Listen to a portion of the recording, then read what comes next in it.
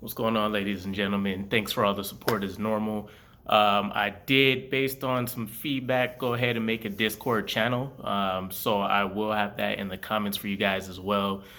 Feel free to link up with me. We'll have a lot of fun things going on in there as I plan to get that developed out. But let's go ahead and dive into things. So we did get a pre-draft presser conference from Joe Douglas today, as well as Rex Hogan, who oversees, I want to say, personnel department, I guess, as a whole. Um, but they had some interesting comments. There's a lot of quotables that came out of it, and really, I just want to kind of deliver some of my final thoughts heading into the draft because at this point, I kind of have a draft slump brain. It's been so much going on with all the news and then all the consistent like Debo trade chatter, AJ Brown, etc. But there's a couple interesting quotes that are in there, some things that clash, and it just reminds me ultimately we really have no idea how they're going to attack this.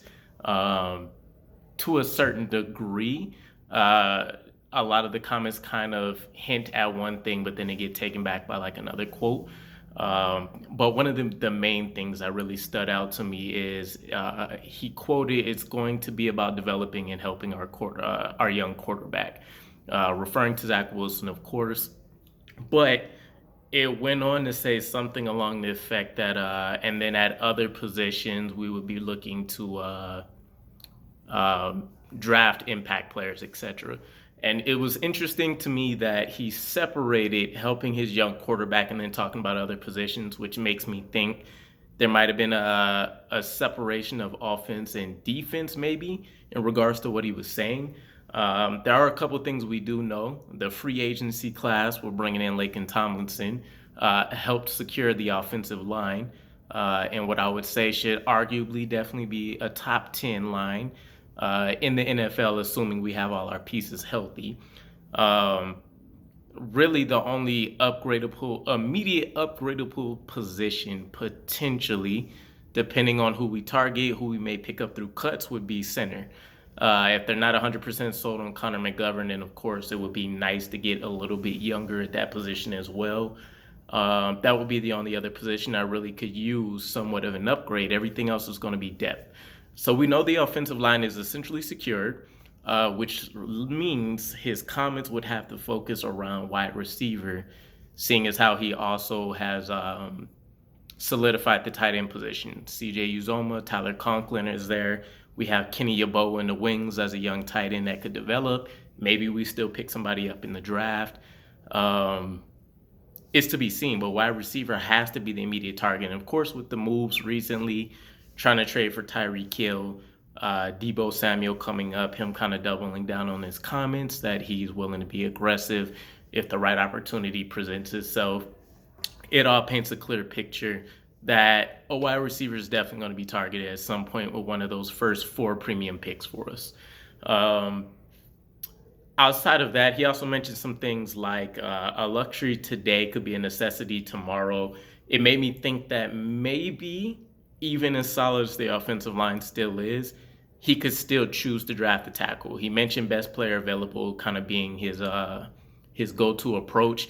A luxury today could be a necessity tomorrow was kind of a throwback quote by Ozzie Newsome back during the Ravens time frame, generally in regards to sticking to your draft board. So if by pick number 4 we sit there and we still have, maybe it's Tibbs, Walker, and Hutchinson all off the board, um, and we're sitting there staring at Evan Neal or Ika Mekwanu, we could still potentially pick up a tackle. It's not going to be the best move in terms of resources, but let's say something doesn't work out with, George Fant regressing, Mekhi Becton still not being healthy or available, whatever the case is. People, they're not going to bat an eye at us being able to insert Icky in there and, have him dominate. So, it's really interesting in the spectrum of things. We really do have quite a few different players that can be plug and play pieces as impact players, which is the luxury of picking high in the first round. With that, one of the last few pieces, there's 2 more quotes I generally have, essentially, at least 2 more sound bites from it. He mentioned there's about 10 players in round 1 he'd be comfortable drafting. Now, seeing as how we have two picks in the top 10, I would imagine it's a little bit spread out. Um, I would say the obvious probably names are going to be Evan Neal, Ika Mekwanu. Kayvon Thibodeau is up in the air for me, which I'll talk about for different reasons. Aiden Hutchinson, Sauce Gardner, I would say, just purely based on what he's done, athletic build, etc. Um, and then probably at least two receivers. I don't know which way they would land. I want to say Drake London, but I got a feeling it would probably be more so somebody like Garrett Wilson, who's healthy, maybe a Jamison Williams who has the speed dimension, or a Chris Olave who just seems like he's going to be an instant contributor right away, while not quite worth the 10th pick maybe. But I'm really interested to see. I don't know if we'll get a leak or maybe if they kind of advise what their draft boards would have looked like. But I would be super interested to see what those 10 players will be. That's something, let me know what you guys' opinions on that might be as well. 10 players that they would feel comfortable drafting in round one. I don't think it's necessarily all players right at the top. And then the final thing would be playing meaningful games in December. So this seems like the turning point where he's not preaching patience or anything any longer. He's definitely expecting results. It's not a playoff mandate by any means to Robert Saleh's staff. They're only heading into year 2. But with all of the pieces he put in place last year, as well as what he's expecting to bring to the team this year, it seems like we definitely want to at least be in that conversation of saying, hey, there's a potential wild card spot for us. Which I think is excellent. At this point, a lot of the fan base is super tired of hearing the, patience conversation. So I like the change of mentality and at least the wording in regards to how he's approached that. Before I dive into kind of this whole Zach Wilson situation and the whole reason why I initially wanted to do the video, which was the comment about helping and developing the young quarterback in regards to the draft, quick comment about the Kayvon Thibodeau thing that I mentioned. So Robert Saleh had mentioned a comment before that I think it was the fact that he said that money basically only continues to bring out, whatever traits that are in a person, essentially. That's why they focus so heavily on trying to find people that are absolutely passionate about football, because when the money comes into play, they're seeing millions, they have all this extra stuff they can do during their downtime, etc. There wouldn't really be a problem, right? They can always go back to football as the main purpose for, whatever it is they need to get back on track with. Kayvon Thibodeau is very enigmatic for that exact reason. So originally, I didn't want him even if he was available because of the personality traits. Things seemed like he was definitely kind of more of a me person, and everything was about his brand, which isn't bad in any way, but the kind of me first attitude was a little bit concerning. Read some articles. There's the whole situation about, him creating a school for those that, aren't coming from the best areas, so that they can attend and try to make a better future for themselves. And then, of course, just some of his projects that he does in terms of, again, trying to enrich the community.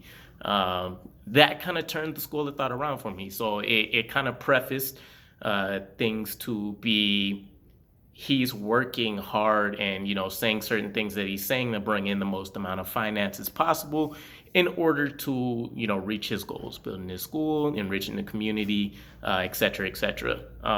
But then there's still turnoffs that come up. So there was I think somebody showed me an Instagram picture of him wearing like chains and everything to his visits with the Giants and the Jets. Not the best thing if you still consider football is your career. It's your job going forward for however long you're able to make it last. You don't show up to an interview, with the white tee on and bulletproof vest, etc. That's not what he was wearing. But I mean, that's just what I'm getting at. 2 thick gold chains, general casual attire and stuff doesn't necessarily help persuade somebody that football is your focus. So I'm very interested. If he's available and we pick or don't pick him, that's going to say a lot about how I think Joe Douglas and Robert Saleh perceive what he thinks is most important. And it could be a huge miss. He could still come to the league and ball out, but I think it would be worth the risk in not taking if they did so deem that there was a better player that fit the culture. Um, but back to the main thing. So the Zach Wilson plan, if you will. Um, when it comes to the draft and a lot of what we can do, based on the comments he mentioned about developing and helping Zach Wilson, you have to go back and kind of piece everything together. So offensively, we're talking about being 28th in scoring and 28th in turnovers. I think those are the two key stats. So we weren't efficient by any means.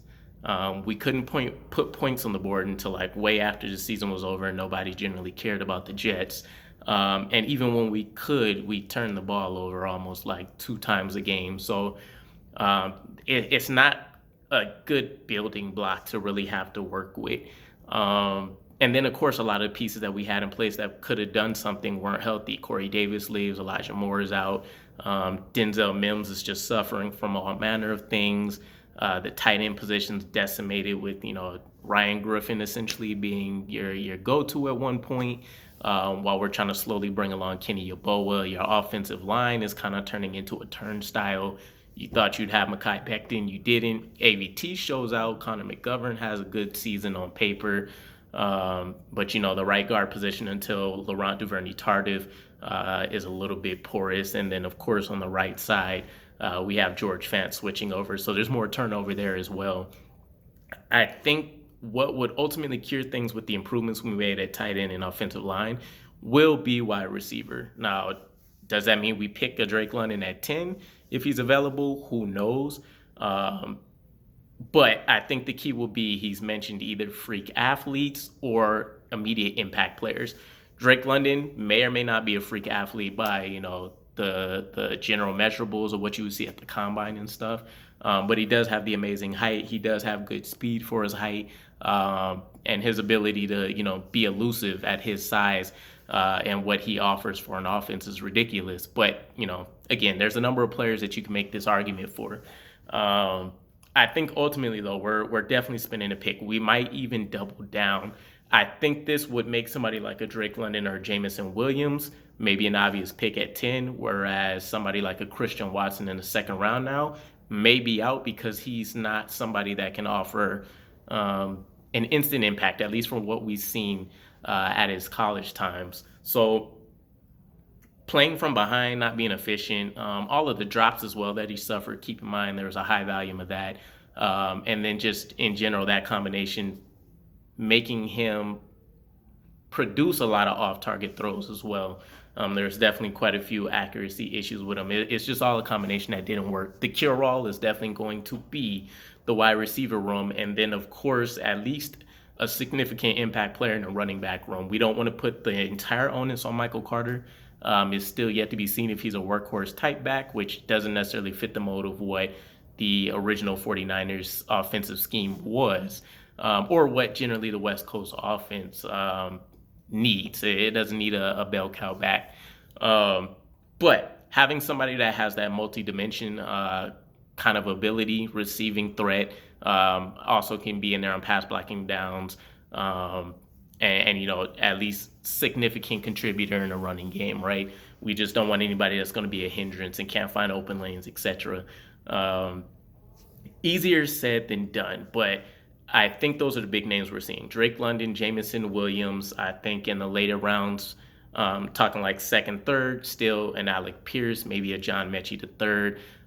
Calvin Austin's a name in like the fourth potentially that I've seen could be a pickup. It's good depth all throughout. And then also kind of came back into what Robert Saleh mentioned as well back on this topic about how to help Zach Wilson. He mentioned improving the defense, not having to play from behind every single game right at the start of every single game is a huge boost to the offense right there. So when you think about defensively, 32nd in scoring, we've had the most points scored on us in the league, which was disappointing, most yards allowed in the league, and then we were 31st in takeaways. So we got beat, battered, and bruised in almost any and every fashion possible by the rest of the offenses in the NFL. ultimately, we need wholesale changes there, right? We did bring in some awesome people, Jordan Whitehead. We recently had the Vinny Curry re-signing. We haven't done much on the linebacker front, but we also signed. Who am I forgetting? Jordan Whitehead and there's a big name that I'm forgetting. I don't know why it's eluding me right now, but we installed at least two. Oh, DJ Reed. We installed two significant pieces in that back secondary portion that can help out while assuming we're going to take an edge early in this upcoming draft, which I think still will be the plan. I'm starting to think maybe there's a situation where we kind of do a trade back situation to maybe target a certain person, especially if Kayvon Thibodeau or somebody unexpected isn't there right at the top at pick number 4. But, and then not to go unspoken, but I guess one of the final points will be if our special teams continues to perform the way that they did last year, which keep in mind, I believe we were first in field goal return average and yards, as well as second in punt return average and yards, courtesy of Braxton Berrios and then, a few other contributors. We'll be in excellent position. A much better improved defense that can get off the field and create more opportunities for Zach Wilson while the offense becomes more efficient and more diverse in how they can attack defenses, as well as the special teams giving us that better field advantage consistently. I think will definitely create wholesale changes and what the general win-loss prediction records will be. I know right now, I think at the sports books they have us at like 5.5 wins on the season, something like that. I think we can definitely still be closer to that 8 to 9 mark, and that's not even on the high end. It just kind of depends on how quick we can break some of these players in the development of the previous class. But I don't think I'm saying anything here that's necessarily world beating. But again, let me know what your guys' thoughts are. Again, I will have the Discord link in the comments for you guys as well. I'd love to have you guys link up with me there. And as always, appreciate the support. Peace.